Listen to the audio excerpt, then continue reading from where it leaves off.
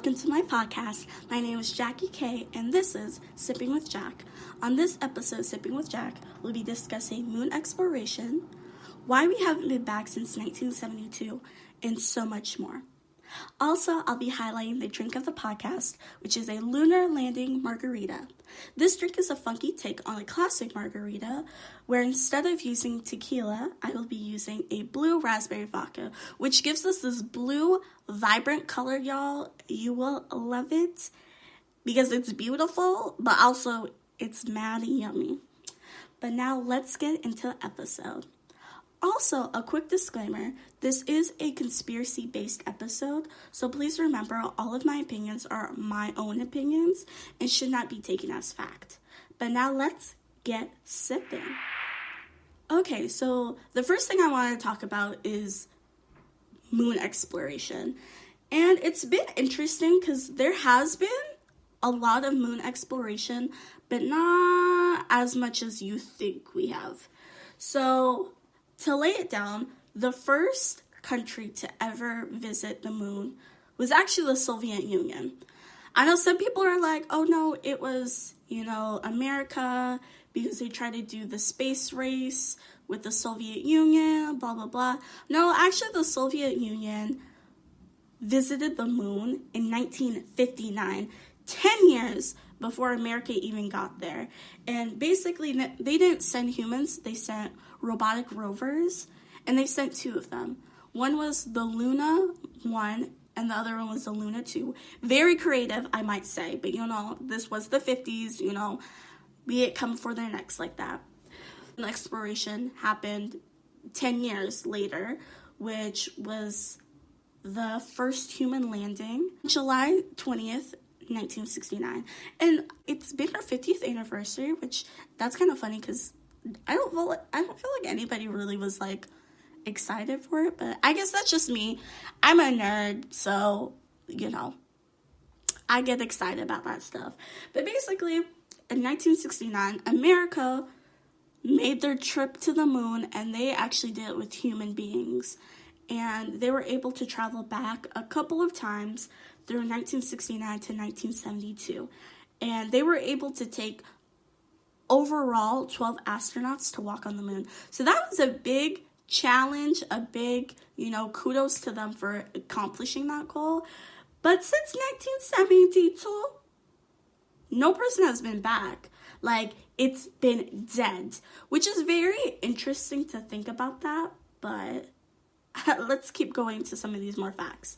So basically, 1972, everything in America stopped with the moon, and then they came back in the 1990s, and they resumed more lunar missions, but just robotically. They never went back with people or any of that stuff.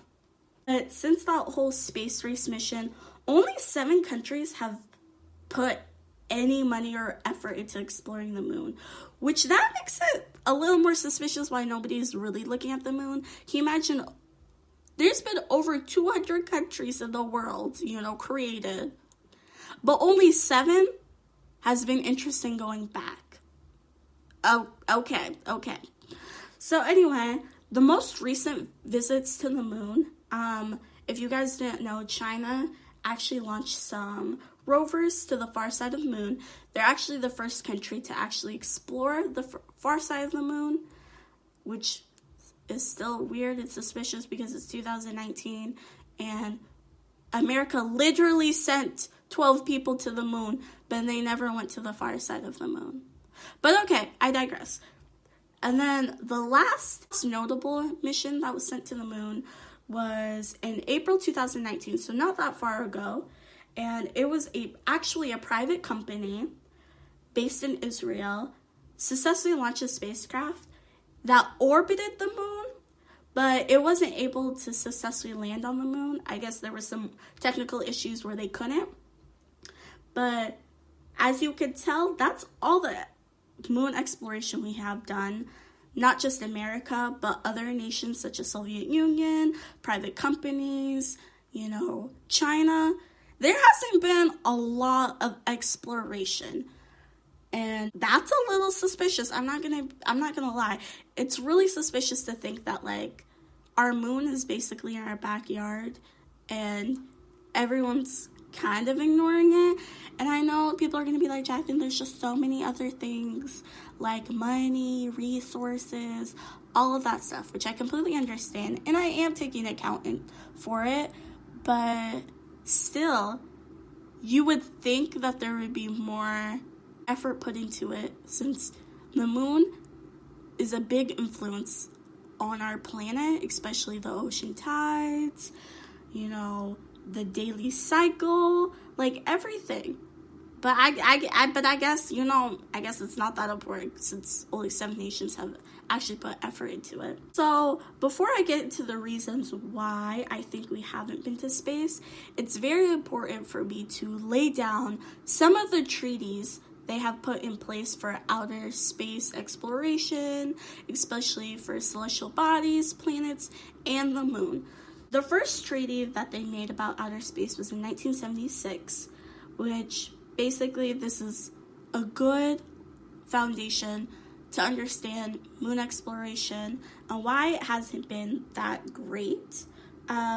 Basically within this treaty, especially if you go to Article 2, it states that outer space, especially the moon, other celestial bodies, are not subject to national appropriation by claim of any sovereign nation, and it can't be used or occupied by any other means. So basically it's saying that y'all can't claim it, y'all can't have it at all, periods.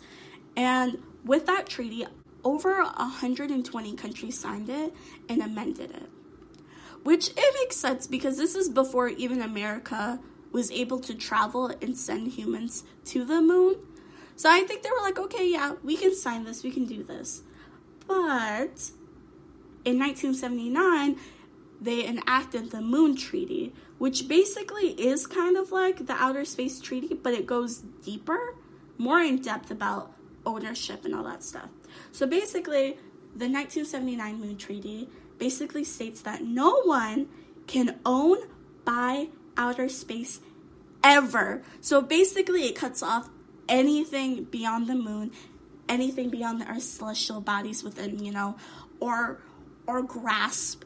Basically, it says no one can own anything out space ever because of the theory that outer space is the common heritage of mankind. So no one can truly own it because everything out there should be ours and shouldn't be owned by everyone. But this treaty was different from the 1967 treaty because only 11 countries signed this treaty. Only 11 versus the over 120 that signed the first one. This one shook some feathers, you know? And out of the 11 countries, and I think it was like 11, like, no shade to them, but they weren't like the top world leader countries because America didn't even sign this treaty. They were like, okay, we completely off this. We don't want to do this. And both of these treaties basically state ownership of outer space, but it kind of creates a loophole. If you guys didn't catch it, it basically states that a private company or organization can buy outer space land. It says that. So that's why you can go to buy, you know, stars for your, like, you know, your girlfriend, your boyfriend, you know, you can do that. Or you can buy land plots in the moon and all of that stuff. You can buy that through private companies, but you can't buy it through a nation, I guess. So that's why you have all of these funky little side companies doing that stuff. And that's why you have big companies such as, you know, SpaceX, Roscosmos, some other companies that have started, you know, tickets to the moon, tickets to Mars and all that stuff, because a private company can do that. A country can't. So you see where I'm going with this? You see where I'm doing with this? Okay. So now you got a little, you know, background of those treaties. And I kind of segued a little bit into my conspiracy theory of why we just haven't been back. Let's kind of take a pause before I get into my conspiracy theories, okay? Which I need y'all to get your tin caps on and ready to go, okay? But before we get into that, let us break down the drink of the podcast. This drink is called the Lunar Landing Margarita. As I said earlier, this is a funky twist on a classic margarita. Instead of using tequila, you will be using a blue raspberry vodka. I personally used UV blue because I knew it had that blue color, but you can probably get another form of blue raspberry vodka. Maybe even if you want to add a little food coloring to it, you can still get the same effect of it. I just want to, get that pure color into it. So this is a single serving recipe, and all you'll need are simple syrup, lime juice, blue raspberry vodka, and triple sec. So you'll need 1 teaspoon of simple syrup, 1 ounce of lime juice, 2 ounces of blue raspberry vodka, and then 1 ounce of triple sec. Also, you can add 1 ounce of water just to kind of cut through the heaviness of it, but that is your preference because you will be using ice and it's gonna melt a little bit, but that's basically your preference. So once you have all of those ingredients placed into a shaker, make sure you shake it up real good with that ice already in the shaker. Pour it into a ready prepared margarita glass. And a already prepared margarita glass, basically you can put some salt or sugar on the rim and put some ice into the glass and just pour that Lunar Landing margarita all up in your glass, and let's get to sipping, because that is how simple that recipe is. Y'all, that is it. We are done. Now let's get to these conspiracy theories, okay? The fact is basically derives from both of those treaties is because no one can own anything in space. So what is the whole reason for us to go to space? When you think about it, logically, if you find a piece of land and you're like, oh shoot, this is my piece of land, and then the government or United Nations, whatever, is like, no, it's for everyone. So what's the point of me even using this land if it's for everyone? That's basically what is happening with the moon. Anyone can have it, so there's really no reason for us to go back there. There's no reason to pour all of these resources into the moon because there's going to be no fiscal gain from it. Can you imagine? Which I find this very interesting. I was looking into space exploration and basically the cost of it. I wasn't able to find the exact cost of how much it took NASA to take astronauts to the moon. I cannot find an exact number on that, but I did find how much NASA spends on each person to take them to the International Space Station, which is the furthest we can get right now.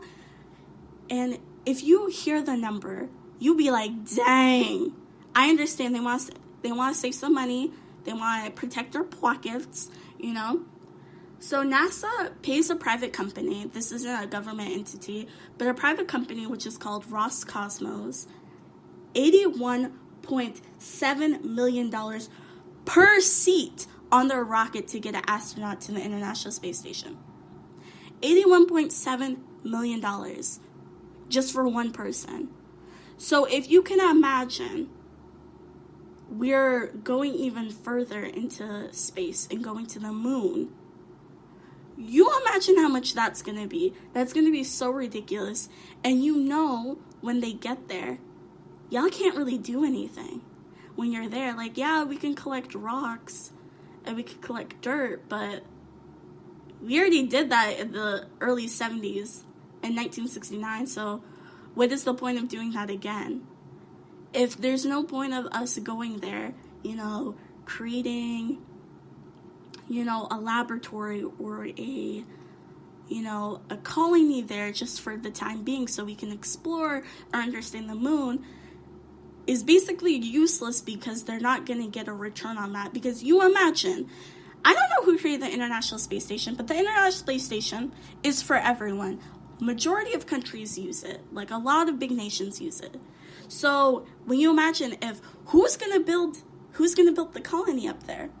no country can do it because they can't claim it. So what, we're all going to go halvesies on it?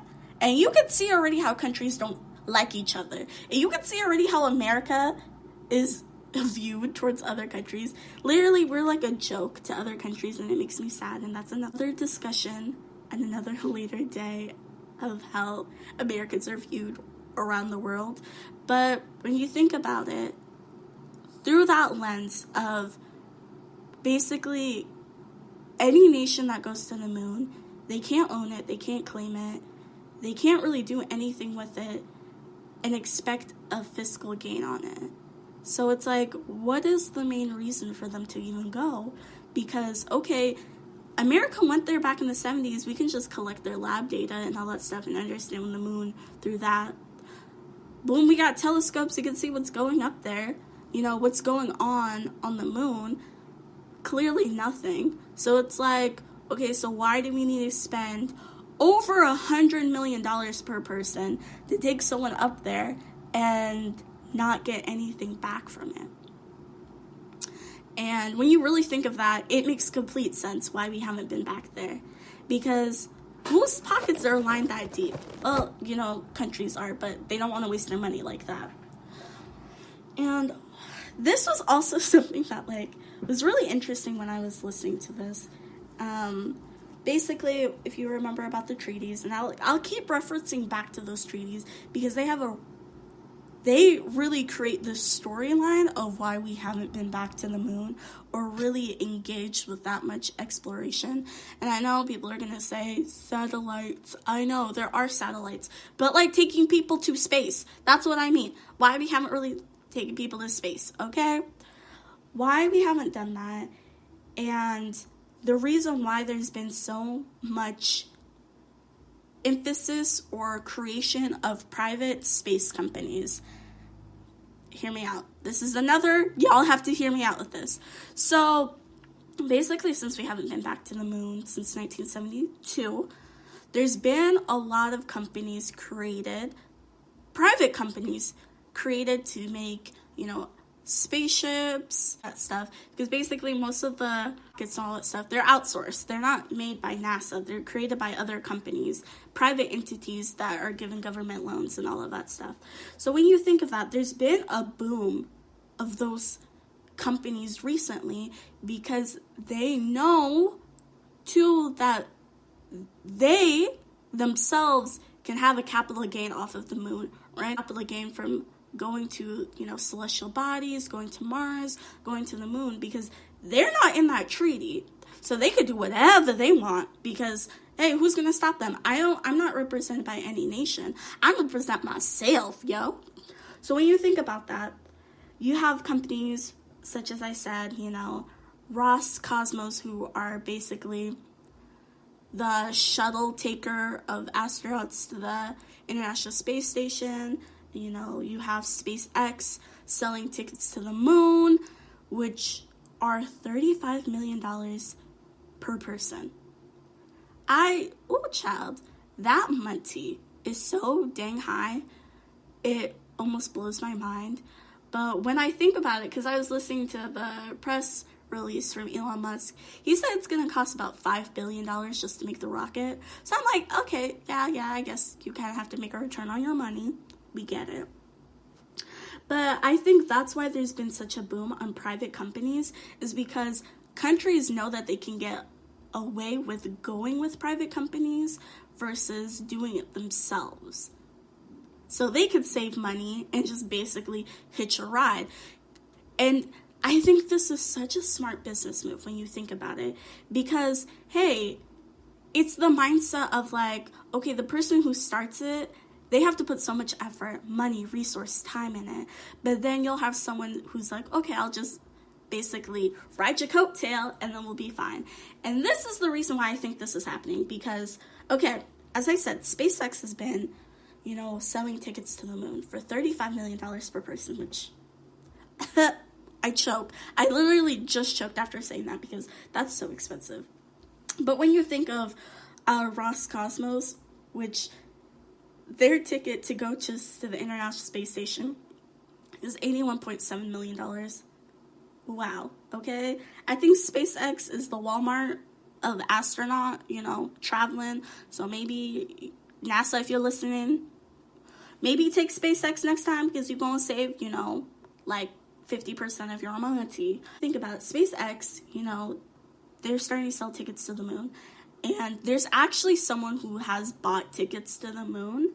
And they bought a ticket for themselves and for 8 other people. So, dang. Okay, sis has money. He's actually a Japanese billionaire. And he bought, 8 tickets for artists such as, fashion designers, architectures, photographers.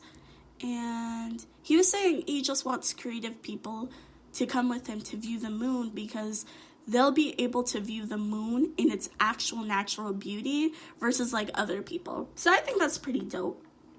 And basically this trip cost him over $280 million just for the ticket.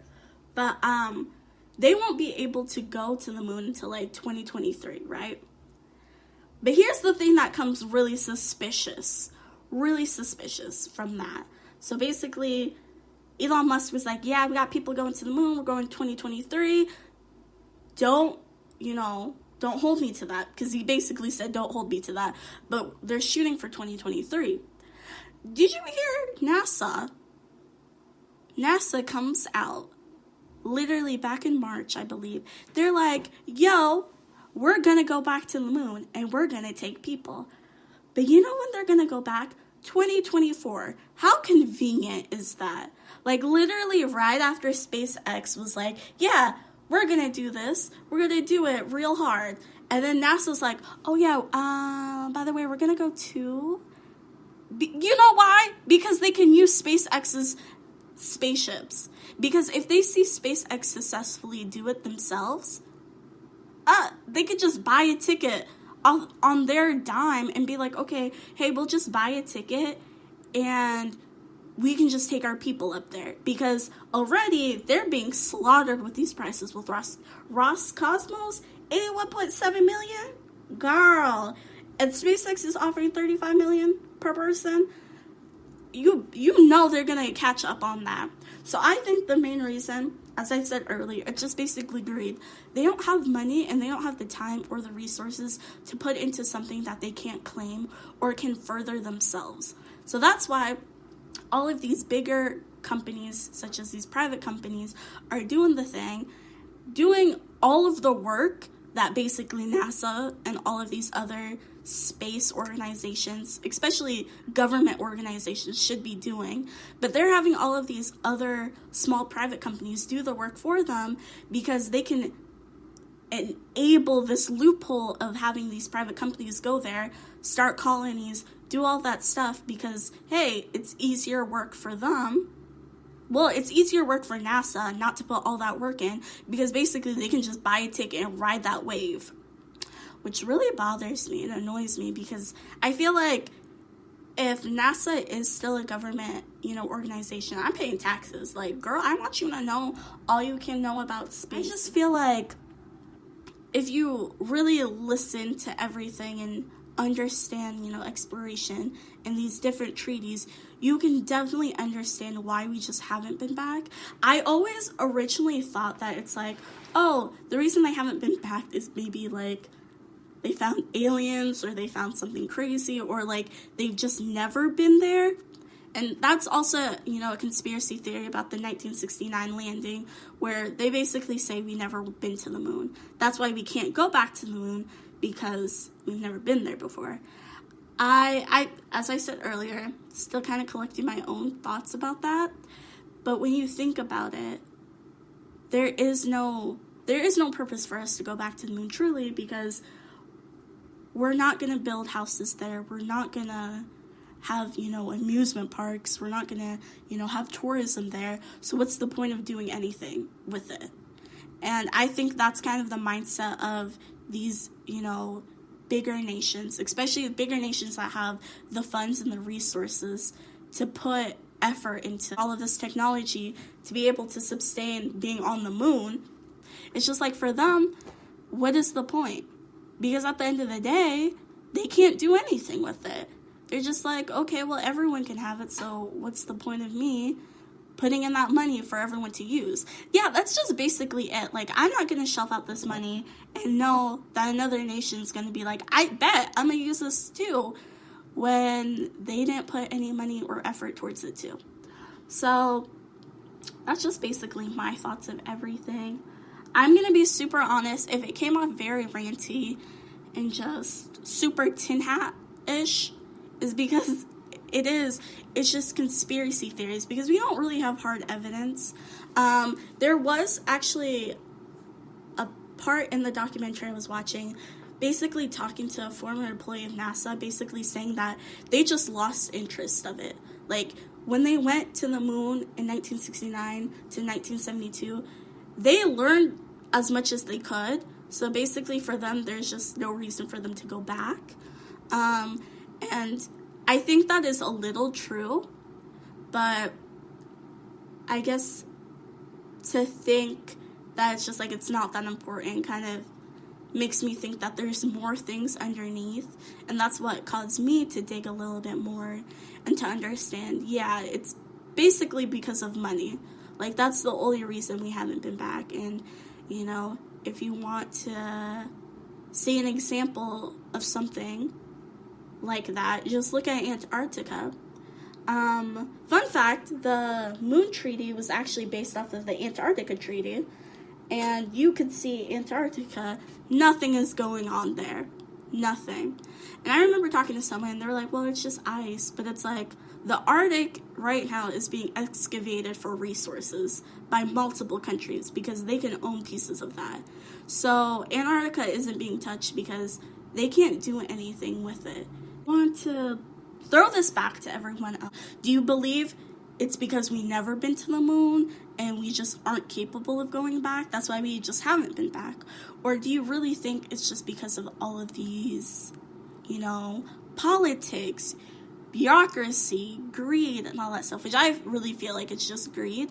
But let me know what you guys think. Now that you guys know all of the conspiracy theories that I believe why we haven't been back to the moon and all of the future exploration to come, I wanted to talk about my Trigger Trish story of the week. I didn't do one last week just because there really wasn't any story that I felt that, you know, brought something outside of me, you know what I'm saying?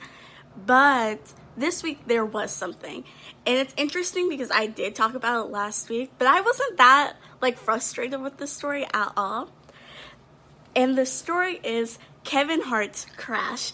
Yes, I'm talking about it again. This story really triggered me now because y'all lying to us, and we know the whole story doesn't make sense, like, at all. Like, as I explained last week about Kevin Hart's bodyguard removing him from the car, leaving literally everyone else in the car, and just taking him home, and just not saying anything about the crash for 2 hours, blah, blah, blah, blah, blah, blah. This week, there's more, you know, more information that came out, and I guess this really bothered me because the lies, all of the lies that are happening. For example, so basically, last week I explained that Kevin Hart was in a crash, a really bad crash, with 3 people. So it was him, his trainer, and then the trainer's fiance. And basically they were saying the girl was trapped in the back seat, but she wasn't injured, and then her fiance was driving the car. So, you know, that whole story was kind of weird because it's weird. But anyway, so basically came out that there is no back seat to this car. Not at all. It was a 2-seater. So for that whole story to say that, like, the girl was trapped in the back seat, that's why the bodyguard never took her, because she was trapped. That was his story. He claimed he could not get the girl from the car because she was trapped in the back seat. Honey, there was no back seat. So what are you talking about? Like, I'm so confused. It's like the lies that they're saying to cover up this story is just adding more nonsense to the story, because he said, oh, he couldn't get the girl, but he was able to get Kevin Hart from the driver's window. turns out there was no back seat, so it turns out the girl was sitting on Kevin Hart's lap. So why didn't he take her? If she wasn't injured, Kevin Hart was the only one that was, well, Kevin Hart and the bodyguard, they were severely injured, especially with major back injuries. But the girl wasn't really hurt, but y'all never took her. And yet, the girl was sitting on top of Kevin Hart. So I don't know where she went for the bodyguard to be like, okay, there's a whole grown woman sitting on Kevin Hart's lap, a whole grown man sitting next to Kevin Hart, but like, the bodyguard was able to take Kevin Hart out of the car and was like, deuces to everyone else. And it's just so weird because now the narrative is not spinned at all to even talk about the selfish reasons of Kevin Hart leaving everyone else in the car, even though that's very selfish and it shows something about him. But basically, the other two people in the car, we know nothing about them, like nothing, which is very interesting because I was listening to someone else talk about this and they're like, wouldn't somebody come out to say, hey, they're doing okay, they're doing fine, but no one's coming out? Not even like a cousin, not even an auntie, an uncle, not even a sibling. Like, it's completely dead on their side. Like, nobody knows anything about these other people. And I think that's very weird, and I think that's truly why they're trying to cover up something. But, you know, hey, I don't know. The car scene doesn't even make sense either because it looked like they were trying to brake and then turned into the ravine. But, you know, cops were saying, oh, they just lost control. That looks like I don't know. This story just doesn't make sense. And I get really mad because Kevin Hart somehow is not getting any blame for the car crash, even though it's his car and even though he left two people, like, in the car and just was like gone, even though the driver, aka the driver, I'm having air quotes right now because witnesses saw Kevin Hart being removed from the driver's seat, but whatever, we're just gonna ignore that fact. But basically the driver, which is the trainer, he sustained serious injuries. So I kind of want to see why nobody's talking about that.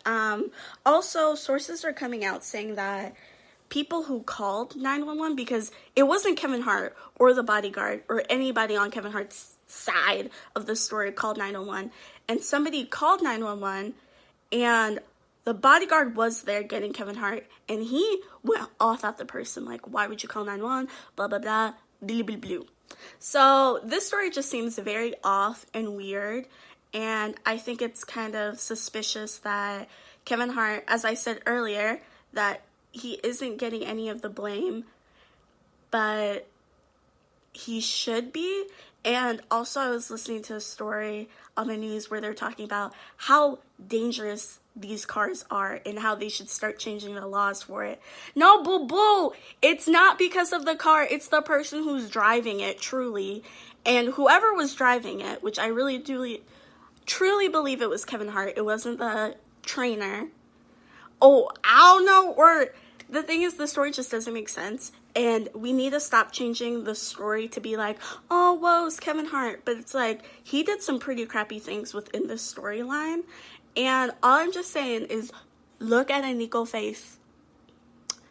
Look at her, because she clearly does not care what happened, because she probably knows the true story, and you can tell that she hasn't been like, oh my gosh, my husband, I'm praying for his, recovery or anything. She's been dead silent, because she probably doesn't care.